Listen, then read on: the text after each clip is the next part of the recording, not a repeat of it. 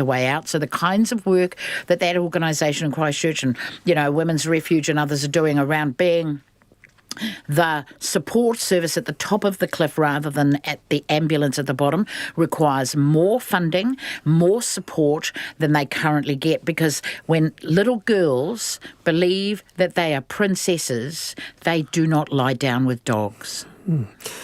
Kia ora. Thank you very much, Ella. And I want to sneak this in before we get to the end of the show. 5 to 5. It was quite the stand-up on Friday that raised eyebrows on both sides of the Tasman, with Prime Minister Jacinda Ardern blasting Australia's deportation policy in front of Australian Prime Minister Scott Morrison before a contingent of Australian media. Here she is responding to Mr Morrison's comments that the policy to send people who commit a crime home is in Australia's best interest, and he'd have no objection to any country applying the same rule when it comes to Australian citizens. This is corrosive to our relationship, and I've shared privately what I've shared publicly today with PM Morrison. We are not arguing that Australia should not have a deportation policy. They should. We do as well. What we're asking for is a reciprocal arrangement.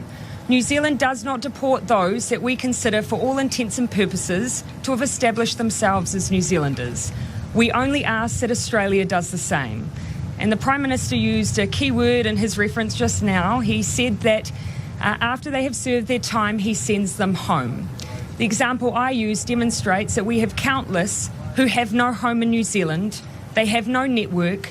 They have grown up in Australia. That is their home, and that is where they should stay. So quite an incredible scene with Ardern blasting Morrison on his home turf there. David Farrar, what did you make of it? Yeah, look, it was a very effective piece from the Prime Minister. I can't recall a New Zealand Prime Minister being so blunt, especially on the home territory of the Australian Prime Minister. And from a principal point of view, the Prime Minister is correct that it seems not fair that if someone spent 45 years in Australia and they learnt to be a criminal there, that they're sent to New Zealand. But the harsh realpolitik of it, which is what Scott Morrison talked about, is if they've got this loophole where they've worked out these people are going to carry on being criminals, are going to carry on committing acts of crime against other people, and they can actually deport them back to their country of birth because they never bothered to apply for Australian citizenship, well, it's a win-win for Australia doing so.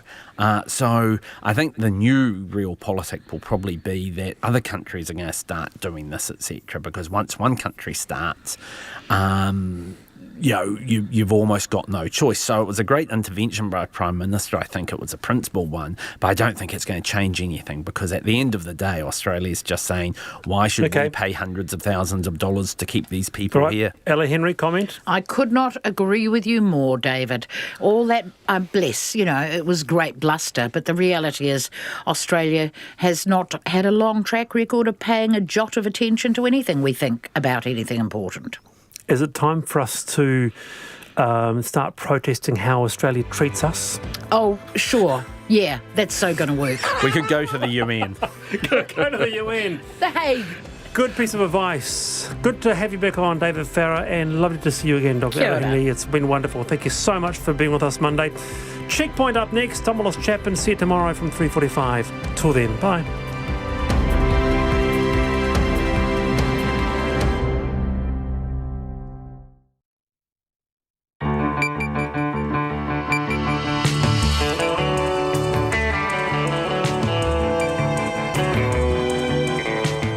Te whakarongo mai koe ki te reo irirangi o Aotearoa. This is Checkpoint on RNZ National. I'm Lisa Owen. E haere aki nei, 90,000 people in 60 countries and possibly 2 more cases here. The impact of COVID-19 and what it means for your travel plans. Is it worth having travel insurance at all now? Border controls are extended further to stop the spread. The Health Minister joins us live. Why you need to sing happy birthday twice to keep clean. And if you don't dry your hands properly, you might as well not bother washing them at all. Jacinda Ardern condemns Shane Jones's comments about Indian students as loose and wrong. And lava fat from bugs for cakes and cookies is apparently better for the environment than dairy, but does it pass the taste test? Don't forget, you can watch us live on Facebook. RNZ News at 5. Kia ora ko Susana Leata tēnei. Travellers arriving in New Zealand from the COVID-19 hotspots of northern Italy and South Korea will now be required to register with Healthline and self-quarantine for 14 days. The existing travel ban for China and Iran has also been extended for at least another week. The Prime Minister, Jacinda Ardern, has told reporters the government is taking a precautionary approach but placing some restrictions on North Italy and Korea. It recognises that while there are outbreaks in both countries, they also have well-developed health systems and the outbreaks are largely located in specific regions. Jacinda Ardern says Cabinet has also signed off on a $4 million funding boost for a program assisting businesses hurting because of the virus. The COVID-19 virus may have cost as much as $300 million in lost exports to China in the past month. Stats NZ has compared the earnings for the past 4 weeks against the same period last year and also what they might have been. Here's business editor Giles Beckford. These are the first hard numbers that give a partial picture on the virus's effect on exports to our biggest trade partner. Over the past 4 weeks, exports to China were $1.1 billion. That's down about $93 million on a year ago. But based on past export growth, we could have expected around $1.4 billion in earnings. Meat exports were halved in volume and have fallen by more than a third in value, and there were sizable falls for seafood and forestry. The saving grace is that trade with the rest of the world in February was close to normal. This is Giles Beckford. Foodstuffs says shoppers shouldn't panic about toilet paper, bread and water stocks because they're all made in New Zealand. Some supermarket shelves in Auckland were stripped last weekend following the first local case of COVID-19. A Foodstuff spokesperson says teams have been working around the clock to restock stores and support staff who have worked to meet customer demands.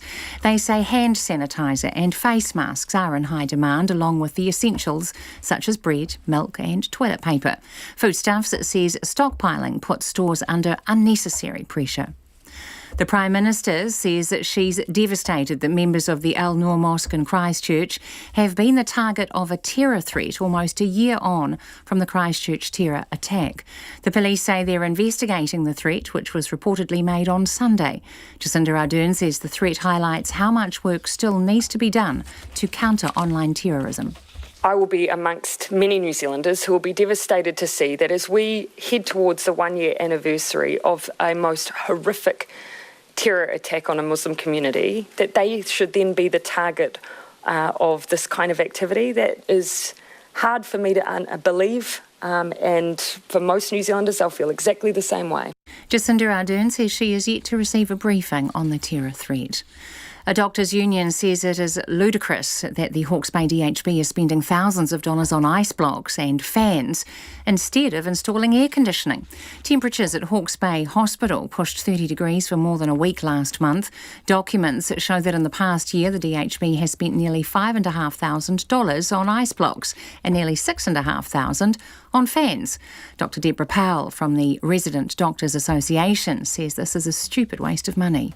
Ice blocks do not cool workers who are working in such heat. These people are working in temperatures that are unsafe. The District Health Board needs to stop spending money on ice blocks and start spending it on air conditioning units. Dr. Powell says they are considering laying a complaint with WorkSafe. A teenage boy, the Crown says, was treated as a slave by a Hastings man, has described being beaten by the accused for watching TV instead of doing the dishes. The boy is the last and youngest of 13 complainants to give evidence against Samoan Chief Joseph Matamata, who is on trial for human trafficking and slavery at the High Court in Napier. The boy, who was 12 when he was brought to New Zealand, said Mr Matamata once beat him and his daughter for watching TV. His words are translated. He grabbed cables and came and beat me with it. He asked me to go and open the garage door, but while I was doing that, he hit me from behind with the broom, and the broom snapped into two. And he instructed me that I needed to go finish the dishes off. And when I was there, he continued to beat me. The boy said he was only given stale food to eat and was often taken out of school to work in orchards or vineyards. The country's biggest bank is to pay another $29 million to customers affected by a loan calculator error. The ANZ has agreed with the Commerce Commission to the extra payment for mistakes between mid-2015 and mid-2016, which meant that some interest was left out when calculating customers' repayments or loan terms. Around 86,000 accounts were affected, and the bank has already paid about $6 million in compensation. The Commerce Commission inquiry found the ANZ didn't take the necessary care required of a responsible lender. ANZ's Ben Callagher says it has already written to affected customers and given a credit to those affected. It's 5:05. The Black Caps have romped to a 7-wicket win over India in the second cricket test in Christchurch, giving them a 2-0 series win over the world's top-ranked test side. Resuming on 90 for 6 in their second innings, India lost 4 wickets inside the first hour of play to be all out for 124, with Trent Boult the most successful of the New Zealand bowlers, taking 4 for 28. Needing 132 to win, the Black Caps openers Tom Blundell and Tom Latham both scored half-centuries before being dismissed, while skipper Kane Williamson was the only other wicket to fall in the run chase. I don't think the end result reflected how perhaps tight that match was, because as we saw in both innings, the ball going past the outside of the bat, and it is such a fine line. But a fantastic series from our side in terms of the balance with the bat and the ball and the way the guys stuck at it. So a great effort from the guys. Kane Williamson. Meanwhile, New Zealand has won the toss and decided to bowl in their must-win match against Australia at the Women's T20 World Cup in Melbourne. The winner of the game will advance to the semi-finals, while the loser will be eliminated. The All Black Sevens have finished third at the World Rugby Sevens in Los Angeles. The New Zealand side beat Australia 21-19 this afternoon.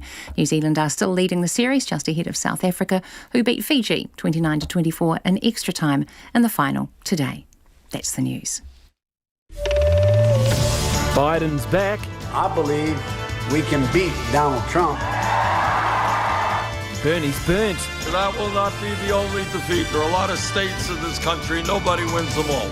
As a big battle brews. Bernie Sanders, who not only has the momentum, is not only pulling in big voter numbers, but he's also raising a lot of cash. Joe Biden, on the other hand, not so much. Breakfast with a bang. Morning report weekdays from 6 on air and online. Now the short forecast from Met Service to midnight tomorrow. Northland to Taranaki, also Coromandel, Bay of Plenty and Taupo. Partly cloudy, isolated showers about Northland and Taranaki spreading elsewhere tomorrow. Gisborne to Wairarapa, fine with high cloud. Whanganui and Taihape to Wellington, partly cloudy. The odd shower about Wellington today.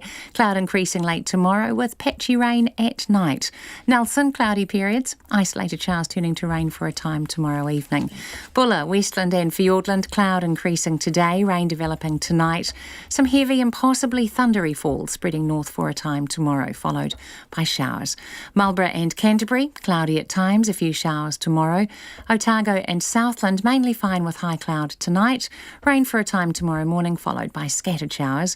Chatham Islands, mostly cloudy with morning drizzle. RNZ National, it's 5:08. Thanks, Susanna. And this is Checkpoint. I'm Lisa Owen. Cabinet has this afternoon extended travel restrictions in response to the COVID-19 coronavirus, which has now infected almost 90,000 people in 60 countries around the world. Travel restrictions for people from China and Iran and for Diamond Princess passengers have been extended for at least another week. People entering New Zealand from northern Italy and South Korea will need to self-isolate for 14 days. Outside of China, more than 1,000 people in Iran have tested positive for coronavirus, with at least 54 deaths, although critics believe that number could be many more. Despite panic buying at supermarkets here over the weekend, we still have only one positive case. The New Zealand citizen who arrived home on EK 450 from Iran via Bali last Wednesday is in a stable condition in Auckland Hospital, but in the past few minutes, the Chief Medical Officer of Health, Ashley Bloomfield, has said there are 2 more possible cases. The test results for those 2 people were due this afternoon. Joining us now live via our gallery camera is Health Minister David Clark. Good evening, Minister. Can you tell us what is the situation with those two people? Do you have the test results back? Good evening, Lisa. I have not yet been briefed on those two further cases, so I'm expecting that the Director General will be in touch shortly, but in my urgency to get to Checkpoint, I haven't had a chance yet to make that call. Do you know if they are related in any way in terms of contact with the person who is currently in Auckland Hospital with coronavirus? Look, this, as I say, Lisa, I actually haven't had the chance to have the call with the Director General, so although we've been in touch a couple of times already today, this is obviously just an evolving situation, so I'll need to get a briefing from him on that. Okay, so are there family members connected to the person who is positive for coronavirus? Have they been tested? Do you know the results of those tests? Lisa, as I understand it, they were going to be offered testing, and I think the testing for that, I assume, would have happened today. But as I say, I haven't been briefed on that at this stage. And normally the results, I would say, come back about this time of day. So no doubt they'll be standing by at the Ministry for those results, as with any others on any given day. What can you tell us about the 15 people who are on the flight with that person that have now been contacted? What is the situation with them? Yeah, those people have been contacted, and no doubt they will have had conversations around the importance of self-isolation. They're going to be checked in with on a daily basis to make sure that they are, confident, reassured, and also to monitor their well-being. That's standard practice in public health. Self-isolation is a really well-proven strategy around the world, not only here for this particular virus, but in terms of similar outbreaks. So that's an ongoing situation. In terms of the wider plane too, I'm told that the vast majority of people have been contacted as well, which was more about reassurance to them and giving them the opportunity to ask any questions they have. But in this situation, we think going the extra mile is worth it. So the travel ban has been extended for another week and also covers different areas. So people arriving from South Korea and North Italy will need to self-isolate. And that extension is based on fresh advice. So what was that fresh advice to you? Yeah, the advice we've received is that those areas are areas of growing concern. They certainly, I think you outlined in your introduction, the case numbers there have been rising quite dramatically in recent days. And so we asked for advice on whether it's possible and how, if so how, to address that challenge for the country. And the advice that we've had, which we've taken, is that we can change the registration cards. We're now, as of today, rolling out internationally when people arrive, messaging on aeroplanes, and also cards that people will receive alongside the formal documents they receive when they enter the country, alongside the other forms, ones which do the task of self-registering people with Healthline, and people can indicate there if they've been in those regions in South Korea or in North Italy, alongside Iran and China, so that we can, and we're going to ask those people to go into self-isolation if they're from those areas. Yeah, potentially some of them will be visitors to the country, so is there going to be any kind of random checking to make sure these people are isolated?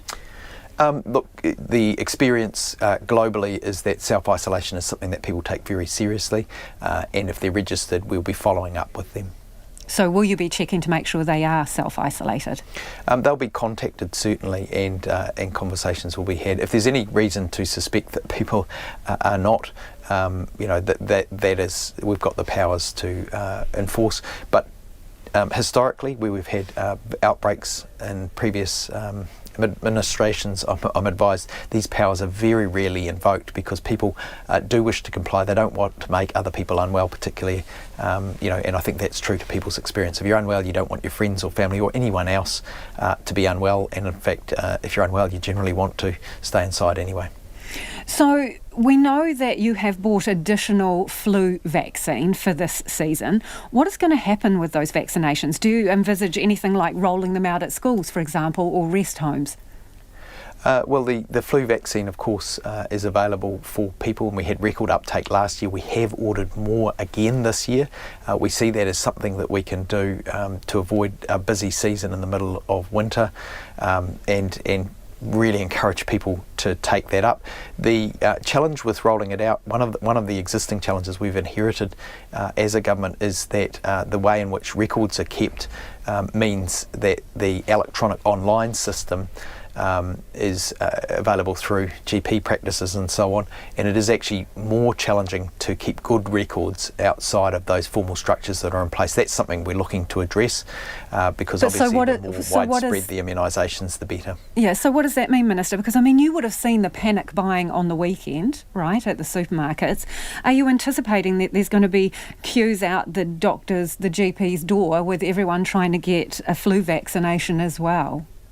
It's not a problem we've had before. It would be, I don't want to say that would be a good problem to have, but I am anticipating higher take-up. That's why we've ordered more this year, and it's really good if people do make sure they get immunised. This is a scientifically proven way to ensure that they don't get the flu, which is an unpleasant thing to have. But there's way fewer vaccinations for the flu than there are people in this country. So is there going to be a way of distributing those? Pharmac looks at whether there are additional supplies it can source. It has agreements with suppliers typically.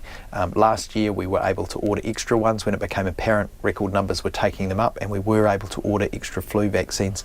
And I would expect Pharmac to be looking as to where it could source extra vaccines if they were required. Right, and there is the budget there, so do you anticipate that there will be a need potentially to get even more flu vaccinations in? Well, we can hope that the record amount will all get used and that people will be looking for more. That would be a good situation to have in New Zealand, and we did see it last season. More people were taking up the flu vaccine, and we hope that continues to develop in that way. Do you think you've got the messaging right around this, given the queues that were there on the weekend and people buying up water, like shelves and shelves of water? What did they need that for? Well, I did see the Prime Minister push back on the weekend at some of the headlines. I think most of the journalism I've seen has been responsible in terms of reporting on COVID-19 internationally and in New Zealand. We are very well prepared as a health system. Part of the really stringent border approach we've taken is that it's bought us time to make sure all our plans are in place and that our people are briefed appropriately, that we've got testing locally and so on. We're set up well to respond. But we do also need those who write the headlines to be thoughtful in what they do, because right now we've only got one confirmed case in the country. Australia's had north of 20. They've managed to contain it. We're talking with other countries about the strategies they're using, so we can learn from them, and that is one real advantage of having taken such a cautious approach from the start. We've had our first case a lot later than other countries, and we can learn from their experience. Just in terms of those extra flu vaccinations, you would have ordered them, Pharmac would have ordered them before they knew about coronavirus, wouldn't they? Yeah, but they've also been modelling the increased uptake we had last year and looking ahead. So that was in anticipation of increased uptake regardless of whether we had coronavirus or not. So surely you must be expecting even more people to want a vaccination now that they're aware of coronavirus. Indeed, and I've certainly asked the question about how they prepare should they wish to have more during the course of the season, if it becomes apparent that people are taking them up in greater numbers than they have previously. That's what happened last year. They were able to source additional So what capacity, how many more supplies. can they get their hands on at short notice? Oh, look, that is an issue you'd need to take up directly with Pharmac. But as I Health would Minister, expect have that you they will asked be them those sourcing. questions? I certainly have asked them those questions recently as a result of some of the developing international situation. But they assure me that they have conversations with suppliers all the time, and I have no doubt they'll be having ongoing conversations to make sure that they have sources available should they need more. So you don't know how many they could purchase at short notice and how much that would cost, or whether they've got the money to do that? Look, Pharmac have the challenge of managing their budget and spending it well, and certainly my experience in the past is that when that additional demand has been there, they have sourced the additional vaccines and we've supplied them. But surely as Health Minister you would want to know that now? It's certainly a question that I have asked, Lisa, yeah. Okay, so when do you anticipate you will know about these two others that are being tested and the results expected this evening? Look, I would expect probably after this interview, when I have the chance to phone the Director General, I will hope for an update.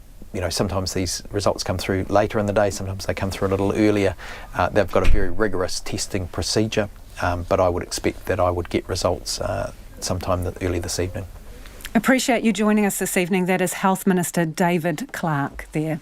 So what impact will the spread of COVID-19 to at least 60 countries around the world have on travel? And what are your rights as a passenger if an epidemic becomes a pandemic? What protection does travel insurance offer? Well, joining me now is Insurance Council CEO Tim Grafton. Good evening, Tim. Can you actually still Good get... evening, Lisa. Hi, could you actually get travel insurance right now that would cover you if you were affected by the fallout from COVID-19? Is it possible? So generally from most insurers at the moment, it's become a notified event or regarded as an epidemic. And depending upon when you purchased your insurance, it will depend upon whether you might have some cover in place, and there are one or two insurers who are still providing some cover. So the general advice to the public would be to talk to your insurer or insurers if you're inquiring about whether or not you would get cover. So when you say that some insurers are offering some cover still, what do you mean? What cover? Well, okay then. So some may provide some limited cover for medical expenses associated with COVID-19. Some may, depending if you've purchased an additional product, provide some limited cover for a cancellation of travel, but it tends to be reasonably limited and certainly off limits with respect to any travel to China and Iran. Yes. So, for example, can we take America as an example, where obviously health expenses are extremely high? So, if you're in America and you were affected by COVID-19 and had to use the health system there, you were taken to hospital, would a policy cover you? So, like I said, I can't give a simple answer to that because it depends when you purchase your cover. It depends, what your individual policy might say. So I can't give you a black and white answer to that. As I said, there are some few insurers providing some cover in that respect, but a lot are not. And so cover in that respect... And it depends when you purchase the insurance as well. Sure. So what is the cut-off date that insurers are using? I looked online. There is not one thing. So it's not a simple, straightforward answer because different insurers applied different dates around what occurred. So there were certainly dates in January that started to trigger a known event of an outbreak in Wuhan and Hubei province in China. Then last month, there were insurers issuing a declaration that this was an epidemic, and therefore from that date on they would be applying an epidemic exclusion. So, as I said, the best advice I can give, because of different dates, because of different covers and different policies, it would be best to talk to your insurer to see the extent to which you are covered for any issues related to COVID-19. Given that you say there's only a few members that are still offering insurance that has an element of cover for coronavirus, I'm imagining that comes at a pretty penny, does it? Again, I don't know the pricing of it. It tends to be more the limitations that come with it. That there is possibility of purchasing a cancellation a policy, so if you were cancelling travel, but in order to get that benefit, it's an additional cover that you purchase, and you need to purchase that within... So is COVID-19, sorry to interrupt him, but is COVID-19 pushing up the price of travel insurance? No. What COVID-19 is doing is limiting the cover for any matters that lead to additional costs from travel associated with COVID-19. So the price of travel insurance, remember, and still worth purchasing, is covering you for all other medical expenses, broken limbs, accidents, loss or theft of baggage and goods, and cancellations of which bring added costs for all sorts of other reasons you might be travelling. What are your members telling you about this and the impact it's having on them and their industry? They're getting a lot of inquiries from the general public around the coverage of COVID-19 if they were deciding to travel or not. And so really it's a surge in inquiries around what does the travel insurance that you are selling cover me for? And people are ringing up various insurers to shop around and understand what covers they might be able to obtain. Do you anticipate a downturn? Because arguably some people will decide not to travel because the risk is too high. So generally the uptake of travel insurance could go down. Are you anticipating that kind of downturn? It's difficult to say because equally we've seen, for instance, airlines offering some very, very cheap flights, and so that may entice more people to travel. But our expectation is that people should be taking out travel insurance for all sorts of other reasons other than COVID-19, even if they may not be able to get cover for COVID-19. So, all the other medical expenses, even, if you went to the States, very expensive medical care there, getting cover for that, or, for theft, cancellations of flights for other reasons and the like. Tim, would you travel overseas without cover for COVID-19? Would you go to the States, California? Well, currently I am booked on a flight to Europe via Singapore in 2 or 3 months' time. So at the moment I'm currently heading there. And have you got travel insurance that covers you for COVID-19? No, I have travel insurance in place, and for COVID-19, I believe so. Might be time to read that policy. Thanks for joining us. That is Insurance Council CEO Tim Grafton there. It is almost 27 minutes past 5 and you're with Checkpoint on RNZ National. Really keen for your feedback. You can text us on 2101, tweet us at Checkpoint RNZ or email checkpoint@rnz.co.nz. Are you planning to travel shortly? Do you have any issues around your travel insurance? We would love to hear from you. Do get in touch. And were you one of the people who was stockpiling food and other supplies over the weekend? Let us know why. A teenage boy has described being beaten, stabbed and fed only stale food by the man accused of using him as a slave in Hawke's Bay. He is the last and youngest of the 13 complainants to give evidence against the Hastings-based Samoan chief, Joseph Matamata, who is on trial for human trafficking and slavery at the High Court in Napier. Anusha Bradley was there and filed this report. The boy, who has name suppression, was 12 when he, a brother and cousin were adopted by Joseph Matamata in 2016 and brought to New Zealand in November that year. This morning, the jury watched a 2-hour video interview he gave to the police in April last year when he was 14, shortly after being removed from Mr Matamata's care. In it, he described being regularly beaten with a bamboo stick, a belt or a piece of timber by the accused for not doing his chores properly, and once being stabbed in the arm with a pair of secateurs after they were thrown at him. The boy, now aged 15, also gave evidence in person with screens shielding off the defendant from his view. Under cross-examination by defence lawyer Roger Phillip, the boy described being too scared to tell anyone about the beatings. His words are translated. You were still going to school after being struck with a piece of wood on your head? No, I'd stay home. I'd be made to stay home. When you went to school, why didn't you tell your school teacher or guidance counsellor that you'd been struck on the head with a piece of wood? Because I was told I wasn't to tell anybody. That's why I never told the teachers. He also described another beating he received from the accused for watching TV instead of doing the dishes. So he told me to get out of the house, but at the same time he grabbed cables and came and beat me with it. He asked me to go and open the garage door, but while I was doing that, he hit me from behind with the broom, and the broom snapped into two. And he instructed me that I needed to go finish the dishes off, and when I was there, he continued to beat me.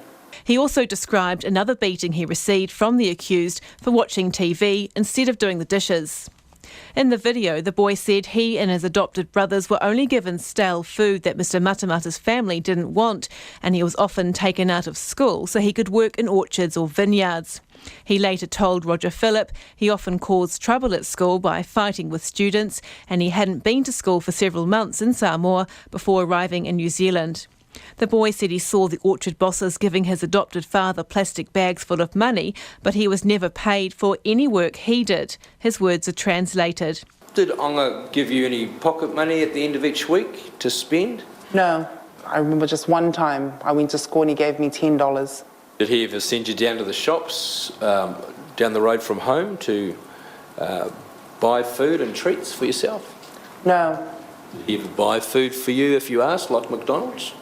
Just Saturdays, only Saturdays. Teachers from the boys' former schools in Hastings are expected to give evidence tomorrow. In Napier for Checkpoint, Anusha Bradley.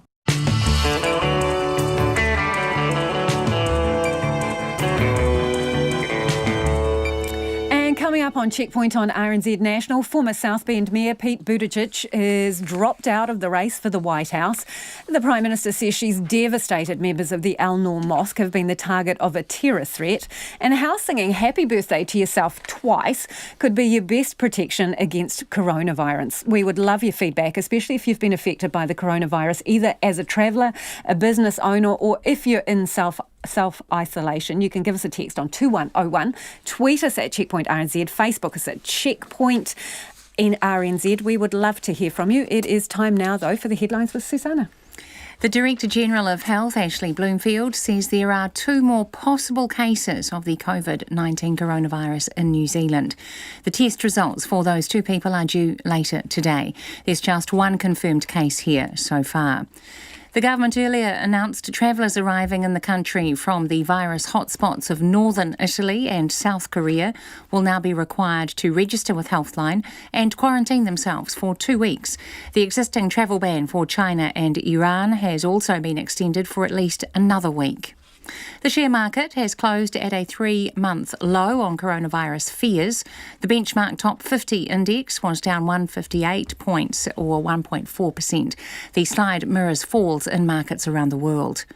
The Prime Minister says she's devastated that members of the Al Noor Mosque in Christchurch have been the target of a terror threat almost a year on from the Christchurch shootings. The police say they're investigating the threat, which was reportedly made on Sunday. Jacinda Ardern says the threat highlights how much work still needs to be done to counter online hate. Armed police have been posted to properties in Mount Roskill after a weekend of gun violence in the Auckland suburb. Early this morning, a house was sprayed with bullets and a car set on fire. This follows a triple shooting nearby on Saturday. Napier's chief executive is resigning effective Friday. Wayne Jack has been under pressure since the new mayor, Kirsten Wise, was elected following the revelations he had spied on her and 3 other councillors' Facebook pages. A doctors' union says the Hawke's Bay DHB is wasting money by spending over $10,000 on ice blocks and fans instead of installing air conditioning. Temperatures at Hawke's Bay Hospital pushed 30 degrees for more than a week last month. The country's biggest bank is to pay another $29 million to customers affected by a loan calculator error. ANZ says it has already given a credit to those affected. Those are the latest news headlines on RNZ National. Our next news and weather update is at 6. Thanks, Susanna. If you're just tuning in, this is Checkpoint and I'm Lisa Owen. It's time now for business news. Nona Peltier's joined me in the studio. Nona, so pressure growing on the Reserve Bank and the government to cut interest rates and support industries and businesses that may be feeling the burn from coronavirus. What's happened? Yeah, so the chief economist at the ANZ Bank, let me get that out right, Sharon Zollner last week was talking a little bit about the business confidence survey and how that had really weakened significantly. We did talk about that survey really didn't even cover all of the time after the worries of the coronavirus escalated. So today she came out with a market update suggesting that the Reserve Bank will need to reconsider its sort of laissez-faire kind of hands-off idea about the interest rate, the official cash rate, and knock it back at least 50 basis points. That's a 0.5%. percentage us point. where we are and where we'd be. Where we're at 1% at the moment, so a half would take us to a 0.5%, which is extremely low. But that's not enough. She thinks that should be what the Reserve Bank does later this month when it reviews the official cash rate, and then again in May another cut. That time a 1/4 point cut in May, which would take us down to 1/4%. I suppose the debate around that is if you go too soon, you leave yourself without much wiggle room. Yeah, exactly. Well, good news for the Reserve Bank is that it doesn't have to go first. So the Reserve Bank of Australia is expected to go tomorrow. That has had an effect on our currency today. And it's expected to cut rates. How much, no one knows, but the market is looking at least 1/4 percentage point. So and where are they sitting at the moment? About the same as New Zealand, and also the U.S. Federal Reserve is looking at potentially cutting rates in about a week or so. So overall, there is movement in central banks. The movement in central banks helped the markets in Asia today, which were in the black. So they were more positive, and that helped the New Zealand market this afternoon. So we were quite weak this morning, and we like 3.5% down at some point. But we finished up much better than that. We can get to that in a moment. We had some other news today as well. Believe it or not, there was more than just the coronavirus. Funny that. Shall we move on to the ANZ? So it's going to compensate customers. This is customers affected by a loan calculator error. Yeah. So what do we know about how this came about? Well, the loan calculator error occurred many years ago now. So it's not even something recent. So they had a mistake with their auto calculator. People put the numbers in, got their, what they're supposed to be paying on their mortgage, but they were underpaying. And they had been underpaying for about a year. So from between June 2015 and May 2016, instead of paying what they should have been paying on their loan, they were paying too little. So in the end, they ended up paying more interest later on, right? So the bank made a deal with the Commerce Commission to compensate them for that. Initially, it was something like $6 million. So do those people know who they are? Yeah, there's some 85,000 people, 86,000 accounts affected. So the bank has been working on that, and so it's been an ongoing issue. It's not something you just noticed right away. They noticed it quite a while ago. And this is sort of the settlement they finally agreed with the Commerce Commission. So they're going to give another $29.4 million in addition to the $6 million they already coughed up for that one error. So that's an expensive mistake. That's an expensive calculator. Just other things that are happening. We did get an update from the Stats Department today about how much the virus may have already cost the economy. $300 million in exports so far, and that's just really drops in forestry, meat, and seafood. So fresh produce and so on. Those losses are, you can't defer them. You didn't deliver the fresh flowers and the seafood. You're not going to.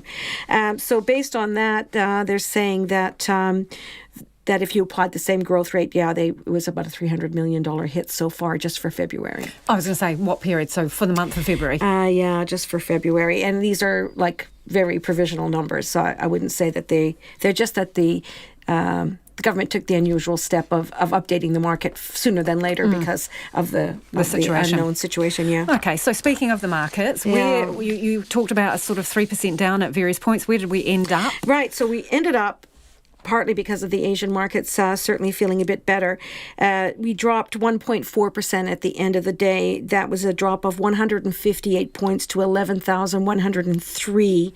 Now the ASX is down just about 1% as well. And this has been because of the Asian markets feeling a little bit more buoyant that the big governments of the world are going to come to the rescue in terms of central banks easing monetary policy all the more. I know you're seeing a roller coaster. And in the last couple of weeks, every time you come in, it's a bit of a roller coaster. But those numbers are still really strong. They really are. There's such big numbers. And and I mean, our dollar really took a hit. We dropped as low as 61.8 US cents early trading.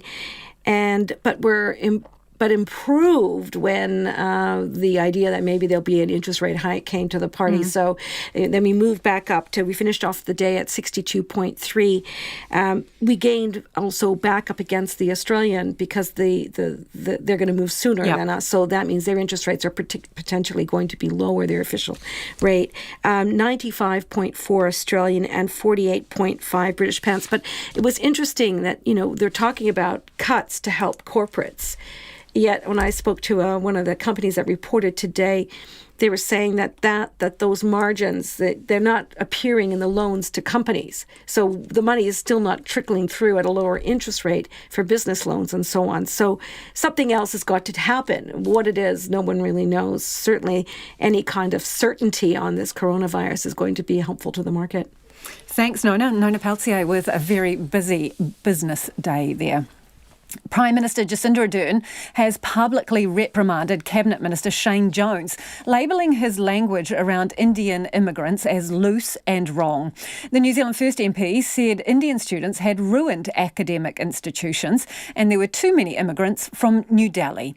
Ms Ardern says she hasn't had a chance to speak to Mr Jones yet, but that when she does, she'll be relaying her displeasure.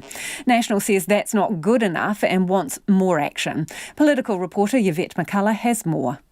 Shane Jones once again hitting out at the Indian community.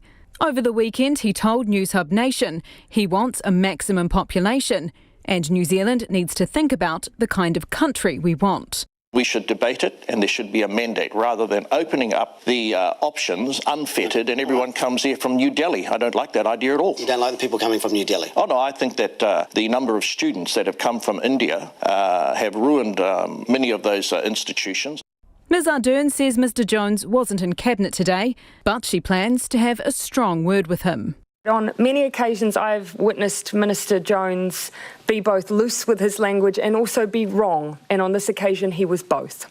This follows Mr Jones last year saying that if the Indian community was unhappy with the policy around partnership visas for arranged marriages, they could get on the first plane home. Ms Ardern stopped short of calling Mr Jones' comments racist, but Waitakere Indian Association President Sunil Kashal says they absolutely are, and Ms Ardern needs to ensure this sentiment doesn't keep repeating. This is the three strikes out kind of a thing. She needs to really have a chat with her cabinet and the leader of Shane Jones's party. That his behaviour is unacceptable in a multicultural, multi-ethnic, diversity, inclusive New Zealand. This is not who we are. Mr Kashal says the Indian community contributes so much to New Zealand's economy and society, and these comments are unwise. We have doctors, lawyers, solicitors, in very high professional areas, and making these comments about the Indian population again is very immature, and it's not the right thing to do, and I think this can't go on and on. This is not the first time Ms Ardern has had to give Mr Jones a slap on the wrist. And while the language is tougher, the realities of coalition government remain. I absolutely disagree with the statements that he's made, but I also have to acknowledge that he is not a member of my party, so it's going to be obviously the case that from time to time we will disagree. That is why we are in different political parties. Mr Jones' outburst came as the Trade Minister David Parker and Foreign Minister Winston Peters, Mr Jones's boss, were in India discussing ways to strengthen ties. This morning, Mr Parker dodged questions from Morning Report's Susie Ferguson about whether Mr Jones's comments were unhelpful. When you're having a debate about population, you've got to be careful about language. Was he racist? No, I'm not going to say that. Was it dog whistle politics? Well, it's not for me to comment upon the comments or politics of other political parties. Ms Ardern says while she's been advised the comments didn't have any impact on the trip or our relationship with India, it goes beyond that because it affects our local community. And I take that very seriously, which is why I'm very, very clear. I totally disagree with Shane Jones. I will be telling him that. And I will also be asking him to reconsider the way that he talks about these issues in the future, because I do not believe it is good for New Zealand. But National leader Simon Bridges says Ms Ardern needs to do more. He singled out a nationality for criticism, said they shouldn't be coming here. And then, of course, it's not good enough for the Prime Minister because she's effectively tut-tutting but doing nothing on the basis that this is someone in another party. Well, Shane Jones is in another party, but he is also a senior minister of hers. Mr Bridges says there are obligations under the Cabinet Manual and Mr Jones needs to be reprimanded properly. From Parliament for Checkpoint, Yvette McCullough. The Prime Minister says she's devastated that members of the Al Noor Mosque in Christchurch have been the target of a terrorist threat. It's almost a year on from the March 15 terror attack in which 51 people were killed and many more were injured at the Al Noor and Linwood mosques. The police say they're investigating the threat, which was reportedly made on Sunday. Jacinda Ardern told reporters at her post-cabinet press conference that she was yet to receive a briefing on the threat, but she had seen media reports. I will be amongst many New Zealanders who will be devastated to see that as we head towards the one-year anniversary of a most horrific terror attack on a Muslim community, that they should then be the target of this kind of activity. That is hard for me to believe, and for most New Zealanders, they'll feel exactly the same way. What about the fact that those threats are still being made in social media platforms when you have made efforts with the Christchurch call? How can you actually stop this in encrypted chat rooms and that sort of thing? Actually, do you know what? This just demonstrates the work that needs to be done. Our goal collectively, though, cannot just be to, for instance, improve security arrangements for people in their places of worship, but we are doing that. It can't just be removing guns from people who have hateful ideological beliefs, although we are doing that too. We have to get back to the basics of why is it that people would feel that they can make those kinds of threats against other people's lives merely for the faith that they have. That's not the country I know, that's not the country most of us know, but that is going to be the hardest and biggest piece of work that we have to do as a community, not just as a government. Jacinda Ardern says she feels a huge sense of responsibility as a result of the March 15 attack. In a statement, the police say they wouldn't provide details on any security matters ahead of the anniversary of the terror attack, but they're working closely with several organisations to ensure the safety of our communities. It is about 13 minutes to 6. I'm Lisa Owen and you're with Checkpoint on RNZ National. Iwi companies worth billions of dollars are unfazed by a year of poor returns. A new report from consulting firm TDB Advisory found that most iwi are too reliant on investments in property and primary industries. It follows a year of weak returns for almost all 8 iwi the study looked at, except for Tūhoe and Ngāpuhi. Mariana Johnson reports. They're collectively worth over $5.5 billion. Ngai Tahu, Waikato Tainui and Ngāti Whātua Ōrākei are all worth over $1.2 billion, followed by Tūhoe on $380 million. Ngāti Porou on the east coast is worth over $200 million, while smaller iwi like Ngāti Awa and Okawa are valued at about $150 million. Ngāpuhi, the largest iwi with over 140,000 members, has the least money, only $62 million, which comes mainly from its fisheries. But it's only one of 2 to increase its rate of return last year, something Te Runanga a Iwi o Ngāpuhi chair, Mere Maungu, is proud of, even if the gain is less than 2%. It doesn't matter that it's a small amount, it's an incremental amount, but we are going forward, and that's what matters, bringing the benefits back to our people. She's looking forward to new investment opportunities once the iwi settles its treaty claim. The consultancy firm says iwi are putting too much money into property or primary industries, with the likes of Auckland's Central Hapu, Ngāti Whātua Ōrākei, almost entirely invested in property. TDB Advisory Director Philip Barry says iwi need to diversify more. But Ngāti Whātua Ōrākei Whaiarawa Chief Executive Andrew Crocker says he's not concerned about that. I mean, the majority of our assets are in property in Pimiki Makaurau. There's no question, that's absolutely correct. We're starting to look at what opportunities there might be in tourism, which is the largest export earner for the country. But I wouldn't say we're mindful of it, but I wouldn't say that we're concerned about it. He says there are always ups and downs, but property is a good long-term investment. For instance, Te Tongaroa or Key Park, which was purchased in 1996, is our single largest investment of prime land in the central business district. I think you'd look at that and say that's a very sound long-term investment. The report says iwi investors are different to others as they have to think longer term and are therefore less tolerant to risk. It was taking a risk on Oha honey that saw Ngāi Tahu's return drop from an average of 10% to a measly 0.5% after it wrote down over $50 million. Ngāi Tahu did not respond to RNZ's request for comment. Mo te hōtaka o te ahiahi, ko Miriana Johnson tēnei. Well, one of the weapons on the front line of the battle against coronavirus is, believe it or not, hand washing. Sounds simple, doesn't it? But there is very much a right way and a wrong way to wash your hands. And there's also such a thing as too much hand washing. Checkpoint filmed a couple of RNZ staffers cleaning their mitts and brought in Dr. Susie Wiles, microbiologist and associate professor in the medical department at the University of Auckland, to see if their technique stands up to scrutiny. And spoiler alert, you are supposed to wash your hands at least as long as it takes to sing Happy Birthday through twice. So, these are the people we got to wash their hands. We didn't tell them why we wanted them to wash their hands, so hopefully they've done it as per they would normally if we weren't spying on them. So, let's see our first customer here. Okay. It's a good start. Happy birthday using the soap. To you. Happy birthday to you. Happy birthday, dear you. Technique, you mean, not bad? Pretty good. Yeah. Okay, so she's put the soap on her hands and she's rubbled it around and she's gone in between the fingers. She even did the backs of fingers, which is often somewhere thing we miss. I'm not sure whether she got the wrists as well. That was pretty good.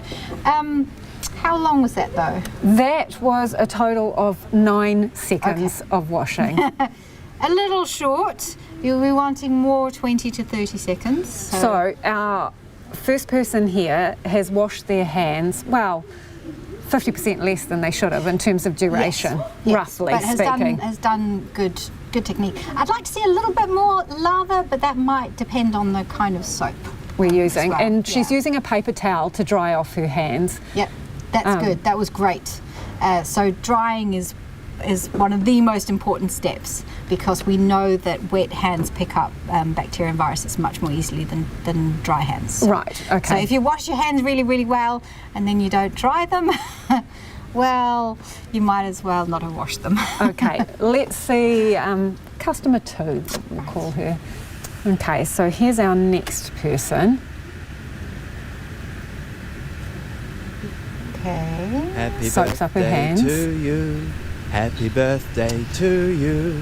Happy birthday, dear you. Not bad. Happy She's gone in between her fingers. She's gone in between her fingers. Happy Could do it a little bit longer, and she's gone in the backs of her hands. Did you see the wrists as well? I didn't see the wrists. No, I don't think she did. Everybody's missing the wrists. I don't think she did her wrists either.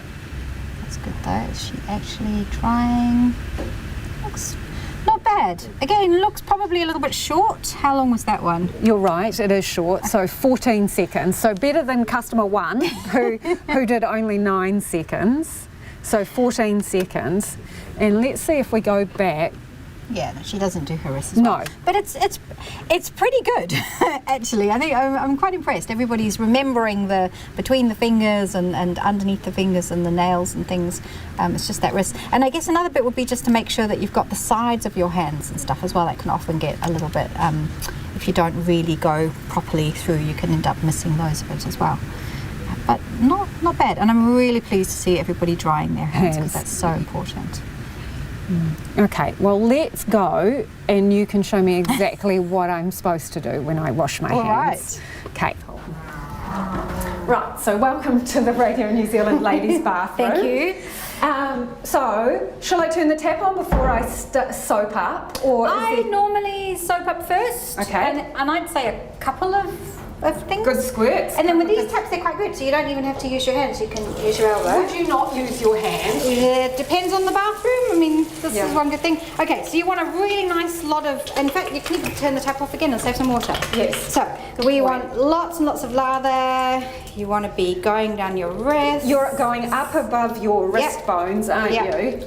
And then down Why are the we sides. doing that? Why are we doing that? Sis? Why are we going up that far? Just because... Oh, I actually don't know why we go up that far. Yeah, but okay. Yeah, I don't actually know why they go that far, but anyway, that's what we do. That's the advice, right? Yep. So thumbs. And you're rotating your hands around your fingers so that you're getting all sides of your fingers. And you want to take them and go like that. So we've got our hands in a sort of claw position, and you're getting underneath your fingernails into the tips of your fingers. Well, I've been failing miserably if this is what I'm supposed to do every time. And then between your fingers like that and along the sides. Yep. So that's a pretty good... You've got more lather than me, yeah, but okay. And then you can go on again. Yeah. And now you really want to get all of that down the sink. Yeah. Washing it, we're rinsing everything off up to above our wrists. Yep. Yeah. And then again, you can... We're not touching the tap, we're using our elbow to touch Not the tap. essential, but it's a pretty good one. And then you want to dry. Okay, we'll get a couple of paper towels. Yeah, and you really want them dry. You don't want them... Now, can you explain why it's so important that we dry properly? So wet hands pick up germs on surfaces more easily than dry hands do. And the whole point is we've just washed our hands and got rid of all our germs, and the last thing we want to do is now coat our hands with some new ones as we leave. It's especially important if others haven't washed their hands or haven't washed their hands properly, because then of course they're going to be opening the door. So what we want to do is now make sure we don't... So the water is basically a conductor for... Yeah, it just helps lift everything up. Yes, exactly. And what do we think is... What's dry? Do you know what I mean? I mean, dry. Bone dry. Yeah, okay. Dry. You don't want to be, you don't want any sort of, to be able to feel any kind of dampness if you were to put your hands together. And that's one of the reasons why I really hate terrible hand dryers. We've got like this one here. Yeah, okay, so this one, Simon, step back and we'll give a demo. This is the kind of dry we're talking about. They don't dry your hands, or you have to stand under them for about 3 or 4 minutes. Right. And most people don't. They'll just go, yeah, I'm done, and they'll head off. So in this kind of instance, given the option between that kind of hand dryer and the paper towels, use the paper towels. Okay. Definitely. Because it's more certain hands. that I've actually dried my hands properly. Absolutely. There'll be too much residual moisture still left. Yes. Okay. Here's the question. The old wash my hands, and then I know a lot of people do this, and I've been known to do it. Wipe your hands down the side of your pants. Again, if there isn't any paper towel around, that's better than not drying them. This is certainly something that my daughter does all the time. I do it if there are no paper towels around. So it's not your best option, but it's better than not drying your hands at all. Okay, so if you had to list kind of like the 3 most important things that we should be doing, is it what? Lather up. Lather up. Get into all the nooks and crannies and everything. Make sure you get the sides and everything. And length of time. So actually the recommendation is you sing happy birthday twice. That gives you about 20 seconds. If you can do it another time through, that's 30 seconds. That's excellent. We have had a run on people purchasing hand sanitizer and commercial products to wash your hands with. So if you don't want to buy those things or they're not available to you, is there anything else I can use? Oh, actually, that's a great question. So I'm not even sure actually whether the kinds of hand sanitizer people have been buying have been the best ones. So what you want is an alcohol-based one. And actually, so somebody asked me today about that. Could we just be using essential oils and things? And actually, the answer is probably not, because what you want is an alcohol-based sanitizer. And why do you want alcohol? Well, because that's something that's really, really good at disrupting the viruses and the bacteria and things. Let's hope it doesn't come to it, Susie, but if there was an emergency, could you crack open a bottle of spirits and wash your hands with it? The best thing is to use soap and water. Again, it doesn't even need to be antibacterial soap. In fact, that doesn't work any better than normal soap does. Because what you're doing when you wash your hands is you're actually physically removing things. And one of the issues with using hand sanitizer is that you just surface sterilize, so you don't actually get any of the dirt and grime out from underneath your fingers and various things. So often that ends up giving people a bit of a false sense of security. Really, your best, find yourself a tap and water, some soap, wash them properly, and that's really better than spending all day just popping hand sanitizer on. one of the really important things about how many times a day you wash your hands is that you don't do it too much. Really? Because if you start overwashing, you can start drying out and damaging your hands, and then that causes cracks and things, which is basically entries into your body. So that can end up being worse for your health, not necessarily to do with this virus, but for other things, than actually, you know... So like the flu, for example, if you were to overwash, you're basically opening up your protective layer. Yeah, which is probably not, it probably doesn't mean much for flu and things, but might end up causing a sort of a bacterial infection or something like that. So you can end up with sort of sores and things. So not too many times. Don't overdo it. And that's Susie Wiles there, Dr. Susie Wiles, microbiologist and associate professor at the University of Auckland. A lot of people getting in touch on the hand washing thing. This person says, if you recite happy birthday twice while we wash our hands and leave the tap running, there'll be zero water left. Is it wet hands, then tap off, wash while reciting, then tap on and rinse? Yes, as Susie said, turn the tap off while you're washing your hands to save the water.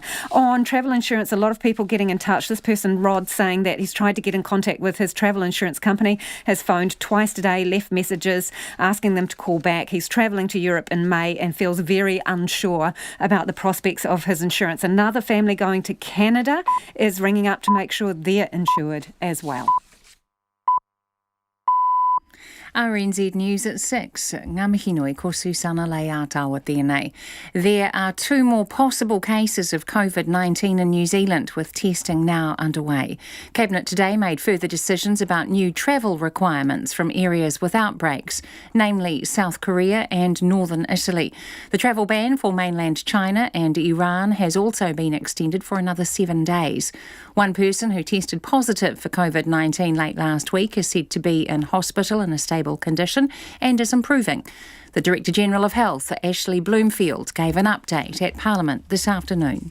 We have a number of people who are being tested at the moment, and of those, 2 we feel are close to the suspected case definition. It means that they fulfil the travel criteria and have got symptoms that would be consistent with COVID-19. Ashley Bloomfield says the public will be notified as soon as possible if there's a positive result. The share market has clawed back much of its opening slide, but still closed at a 3-month low today. The benchmark top 50 index has closed down 158 points, or 1.4%.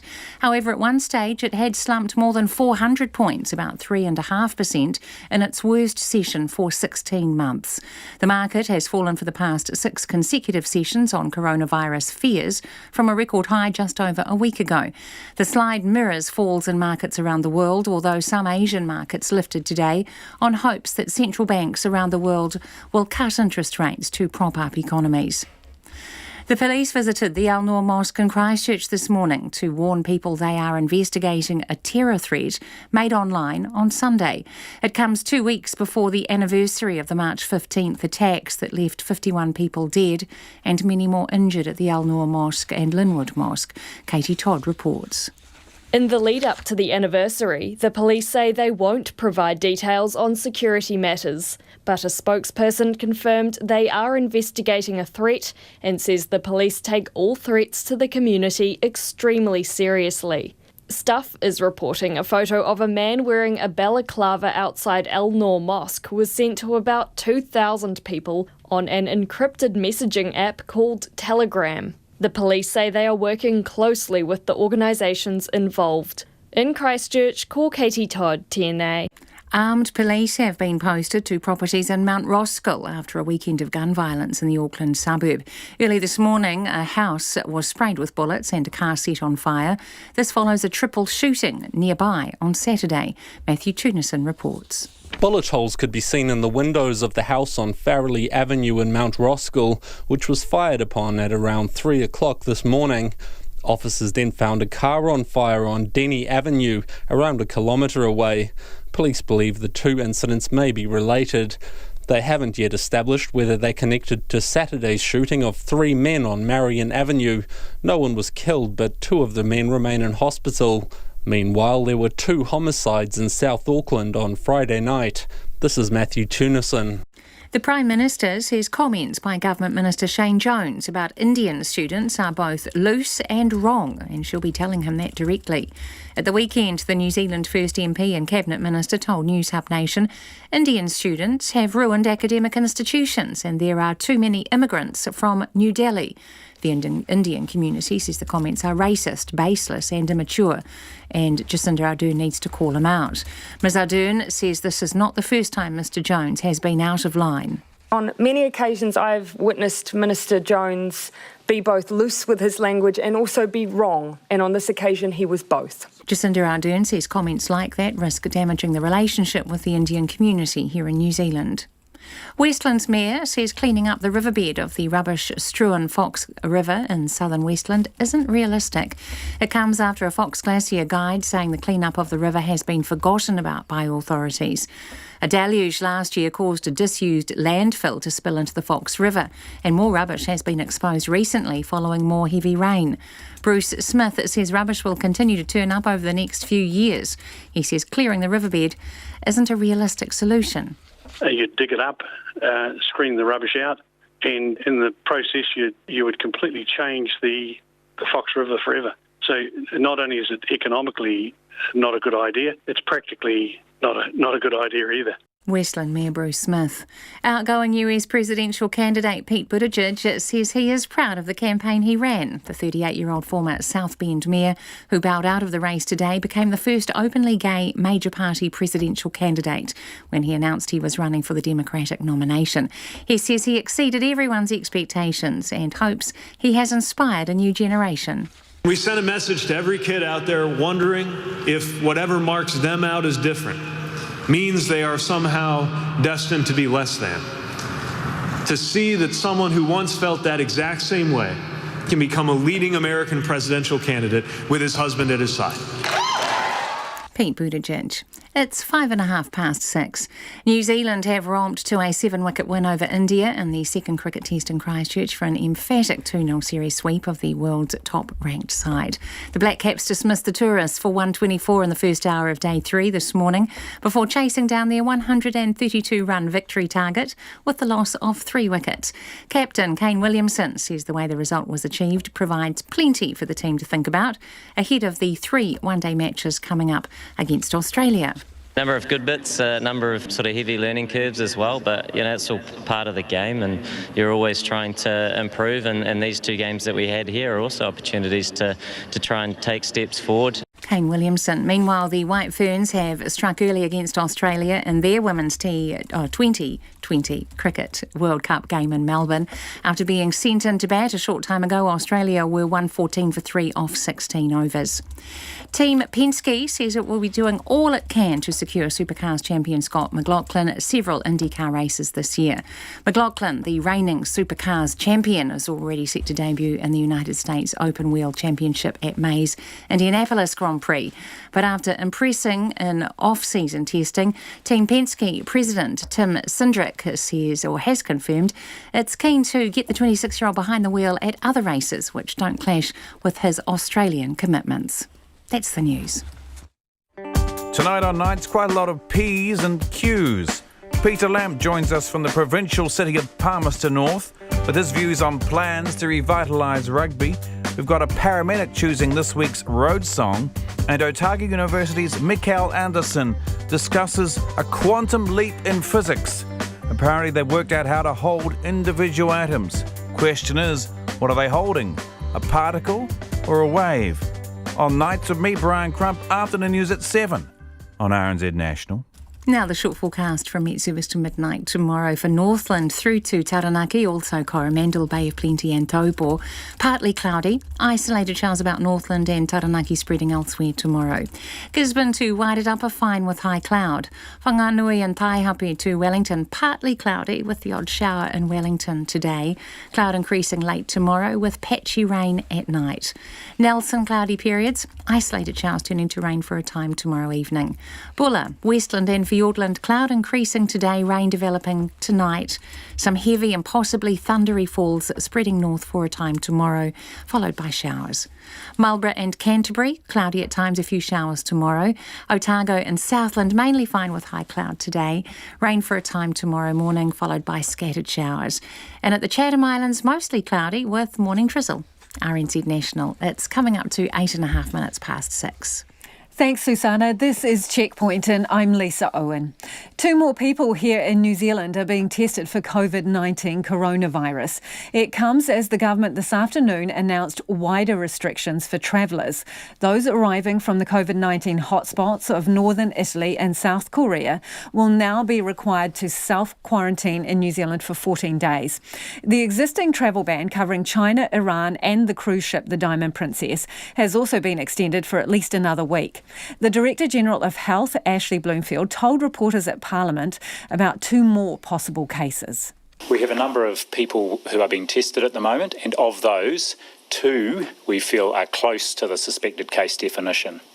What do you mean by that? It means that they fulfil the travel criteria and have got symptoms that would be consistent with COVID-19.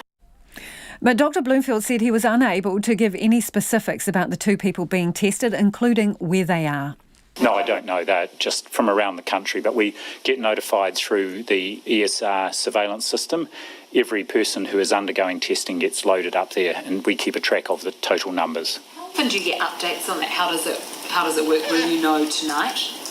Well, we get updates from what's called the EpiServe database on a constant basis, and we, as soon as a test result is back, it gets loaded up there. Of course, in the case where it's a positive result, as with this one in Auckland last Friday, we had a process all ready to go, so that as soon as it was positive, we were notified directly.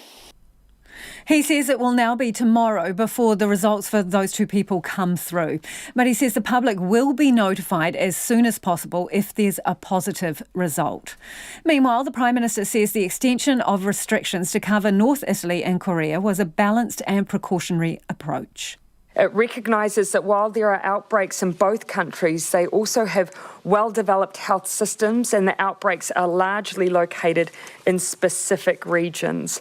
And again, just to give context around the reason that we have a Tier 1 response for China and Iran and a Tier 1B response for these countries is that ultimately we have 87,000 cases globally. The vast majority still remain in China. We have 7,300 outside mainland China. 3,000 of those roughly in South Korea, 1,100 in Italy, and again predominantly in that northern Italy region. Ms Ardern told reporters Cabinet had also signed off on a $4 million funding boost for a program assisting businesses hurt because of the virus. Now, NZTE advised that regional business partners are already experiencing an uplift in requests for support on issues like cash flow and even the ability to pay taxes. Cabinet agreed today to extra funding of $4 million for the program. That will allow for extra advisors and give them more time on the ground supporting businesses. It means local support people providing business advisory services on specific issues, whether it's payroll issues, whether it's directly supporting them, liaising with IRD around provisional taxation or GST, or employment services. Jacinda Ardern says the Ministry of Social Development is also setting up rapid response teams to proactively work with struggling businesses. The Ministry for Social Development has this evening confirmed it has so far approved 29 hardship grants across the country, totalling $4,400. So what are incoming passengers being told about COVID-19 when they arrive at Auckland Airport? Our reporter Louise Tanous spoke to passengers arriving from Bangkok, Dubai and Thailand. Have you been to China in the last 14 days, or did you touch the new virus? Do you have a hot or cough or feel difficult to breathe? Just something like this. What were you advised about the coronavirus? Nothing. So you didn't receive anything? Not really, no. Just have we been to China or Iran? And on the flight and before the flight, anything there? That was it. And were you worried about travelling? Yep. I checked my flight yesterday when I arrived in from Savai, and they said we're still a go. They did inform us of ensuring that, when we come out here to put on a mask, but I don't have a mask yet, so. We have been asked many times if we have been to China. That was the only thing, I think. The flu kills more people now. It's just that, it's something new maybe, so people don't know how to take care of it. So not that scared for now, at least for now. At every stage of the trip we've had so far, they've told us to fill in information and make sure that we've not been travelling through Asia or China within the last 30 days. And you fill in a statement to say that, agree to that, and then that's it. That's the only thing. I mean, we do bring our own hand gel and sometimes gloves as well, but no, there's nothing on hygiene really, no, even with people with young children. Do you think we should be doing more? Well, maybe supply some kind of medical masks or whatever. You see people wandering about with them, but they're very scarce at the moment, so you try to buy one yourself, you just can't get there.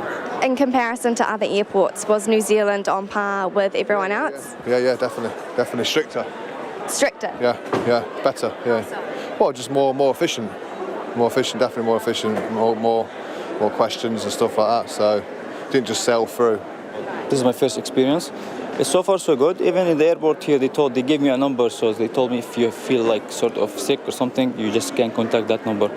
I searched New Zealand. I heard New Zealand has one case, and country like New Zealand, I'm sure they take the very extreme measures even without this disease. So I'm quite confident. Even I don't wear the muzzle, I have it with me. Of course, I made sure to come directly to New Zealand and not to go in direct to Bali or any other countries that have high percentage of corona disease. In Bangkok, I think that about 60% of people were wearing masks, and during the flight attendants were in the masks for some time, not all the time. And that was our reporter Louise Tanu speaking to passengers at Auckland International Airport. If you were listening to that on the drive home or similar, the video will go up on our webpage if you want to watch it back. A travel agency says bookings for cruises have dropped by double digits along with cancellations due to coronavirus. House of Travel boss Brent Thomas says generally people are concerned about whether they can still get travel insurance that covers them for anything related to COVID-19. A number of major providers are advising travellers they won't insure them for virus-related losses if their policy was bought after certain dates in January. Mr Thomas says he's still travelling and there will be major discounts on travel due to the infection, but people need to decide for themselves whether they're prepared to take the risk based on ministry travel advice. We've had a significant number of people coming into the stores and inquiring about it. We've had a few cancellations, perhaps not as many as people would expect, and we've certainly had a number of people who are delaying booking at this stage before they move forward. So what kind of trips are people wanting to change? So typically it is obviously going into Asia, so let's call it, so China's off, and there's certainly other parts of Southeast Asia where New Zealanders are coming in and asking to amend their travels. Obviously, we've seen a slowdown in cruise bookings, but we do expect that there's going to be some fantastic deals because ultimately airlines, hoteliers, car rental companies, they've all got assets that they have to keep moving to create revenue. So there'll be some fantastic deals coming out for the New Zealand public, and there will be a significant number who still travel in 2020. So when you say the cruise trips, there's a slowdown, how big is that slowdown? We are seeing a significant double-digit slowdown in terms of passengers booking. However, it is such a long lead time, there's still the opportunity for people to reevaluate it, consider their risks, and still book to go on cruises, particularly given some of the pricing that is coming to market. So double-digit slowdown, can you be a bit more specific? How big is the double digits? Oh, I mean, it is material, so it is, significantly double-digit, but certainly not 50%. What about cancellations in the cruise packages? How many of those are you seeing? Yeah, we've certainly seen some more in cancellations in cruise than, say, other bookings, but obviously also to Asia as well, and particularly to China as the main destination that's been impacted. So what we are seeing is responses from the cruise companies where they are moving their ships down from Asia particularly into Australia, and we're obviously going to need to fill those, and therefore the cruise companies are likely to bring some fantastic pricing, which will stimulate demand, because that's ultimately what will happen from suppliers, whether it be airlines, hoteliers or cruise companies. They'll have fantastic pricing for the New Zealand public to stimulate that demand. So what level of cancellation are you seeing for cruise packages? Well, cancellation-wise, you'd be surprised it's still a lot less than 10%. So what I say is the cancellation numbers are in the single figures. The postponement or delaying of bookings is in the double digits, but certainly nowhere near like half. It is a manageable amount at this stage. What we are likely to see, though, is a lot of those people deferring their travel bookings at this stage to come back into the market once we know exactly how the coronavirus is going to play out, and then look to rebook to travel at some stage, whether that be late 2020 or into 2021 with the cruise companies. The other thing is, though, does it really matter how cheap it is if you can't get any insurance and there's a possibility that you could encounter coronavirus? I guess people will have to assess that risk at their own level as to whether they want to go or not. What we do know is that New Zealanders are very resilient travellers. We've been through things like SARS, we've had terrorism, etc. And the booking pattern, surprisingly, does jump back into normal patterns within about 6 weeks after the event. So at some stage, the coronavirus will run its course, and then the booking pattern will get back to normal, because New Zealanders still want to see the world, and they will still want to go and tick off things on their bucket list or go and visit friends and families around the world. And that is Brent Thomas from House of Travel. It is 6:20 and you're with Checkpoint on RNZ National. The ANZ Bank has spent the day trying to convince the court a claim against it for damages related to the crash of Ross Asset Management Company should be ruled out. The investors say the bank could have saved clients at least $80 million if it had alerted authorities the company was operating illegally and as a Ponzi scheme. The bank refutes this and wants the claim struck out. Emma Hatton reports from the High Court in Wellington. After a lengthy legal battle by the Financial Markets Authority to let investors see sensitive documents related to the operation of the Ross management accounts, the investors are back in court, and a trial hasn't even begun. Some 550 claimants, as part of a class action, say ANZ knew, or at least should have known, that the accounts were operating illegally. They say client money, which should have been held in a trust account, was frequently used to pay back overdrafts in another account. A lawyer for the ANZ, Neil Campbell QC, began the day by stressing allegations of fraud and dishonesty were serious and should be made with care and particularity. First point that we make is that an allegation that a defendant knew or ought to have known certain facts is not a clear and unequivocal allegation of actual knowledge. Mr Campbell spent the better part of the morning drawing on precedent to make the point around care and particularity, and the premise that such serious allegations need to be clear. He says allegations around misspending of client money is too vague, and as such would never stand up in court. It is not at all clear what is meant by client monies generally. There is a distinct lack of clarity as to the scope or ambit of those transactions. It's not clear that it's confined to the money in the 25 client account, but it's difficult to be sure.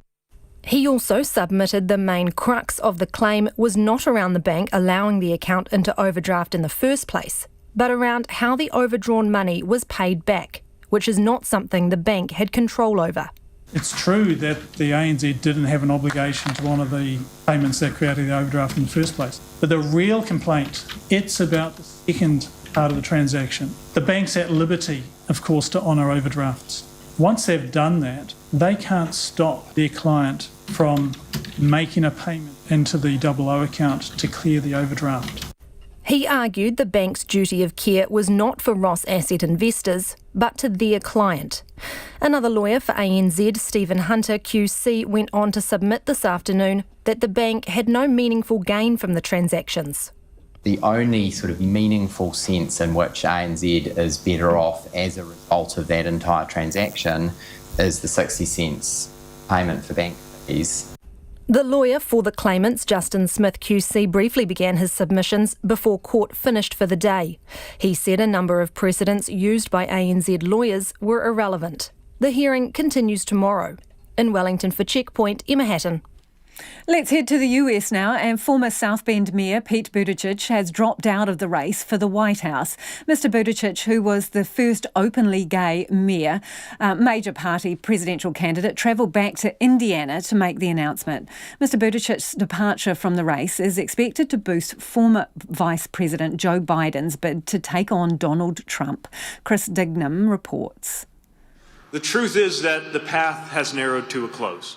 Former South Bend, Indiana Mayor Pete Buttigieg, the first openly gay candidate to launch a major bid for the presidency, announced that he was dropping out of the 2020 race for the Democratic nomination. Our goal has always been to help unify Americans, to defeat Donald Trump, and to win the era for our values.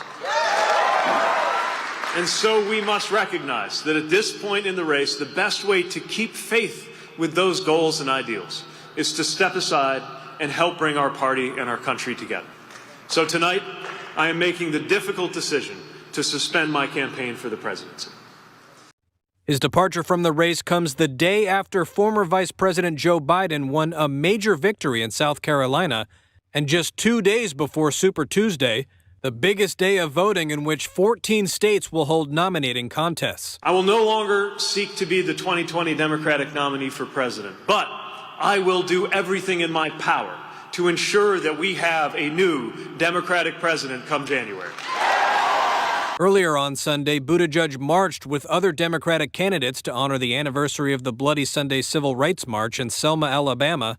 His campaign had struggled to attract support from African-American voters, a core voting bloc for the Democratic Party. The 38-year-old former two-term mayor and Afghanistan war veteran gained early momentum after he narrowly won the Iowa caucuses last month and finished a close second in New Hampshire. After placing a distant third in the Nevada caucuses, Buttigieg came in fourth in South Carolina, where he won support from just 3% of African-American voters.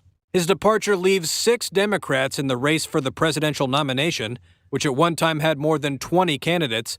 Billionaire environmentalist Tom Steyer, who came in third in South Carolina, also dropped his bid for the White House. Decision by Buttigieg, a centrist Democrat, to exit the race could help Biden, a fellow moderate who got a much-needed win on Saturday, Results. And is now looking to wrest momentum from liberal frontrunner Bernie Sanders. And that's Chris Dignam reporting there.